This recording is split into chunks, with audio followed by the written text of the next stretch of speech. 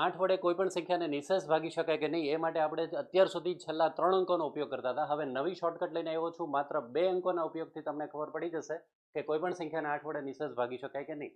ચાલો પહેલું ઉદાહરણ તમારી સામે છે. છેલ્લા 3 આંકડા 696 છે, બરાબર. એમાં તમે ત્રીજો આંકડો જુઓ કે છગડો છે, મતલબ બેકી સંખ્યા છે. બેકી કે એકી એ જોવાનું છે. જો બેકી હોય તો પછી એને ચોકડી મારો. માત્ર 96 ને 8 વડે ભાગી શકાય કે નહીં? યસ, 12 × 96 એટલે આને 8 વડે ભાગી શકાય. ચાલો બીજી સંખ્યાના ઉદાહરણમાં છેલ્લા 3 આંકડા 432. આ બેકી છે એટલે 4 ઉપર ચોકડી. 32 ને 8 વડે ભાગી શકાય. યસ, 8 ચોકુ 32 એટલે આખી સંખ્યાને 8 વડે નિશેષ ભાગી શકાય.